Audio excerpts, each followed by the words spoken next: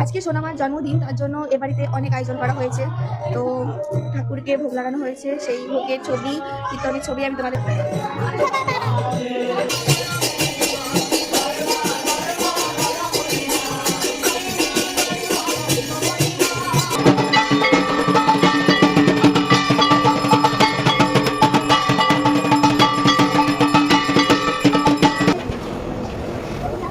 কোথায় রাখবো দাদা, কোথায় রাখবো?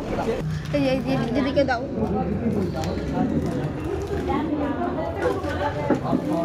Happy birthday to Kritika, happy birthday to you. দিয়েছি আমাকে না, আগে ভাইকে, আগে ভাইকে আগে। শোনো আমি খাইয়ে দিই।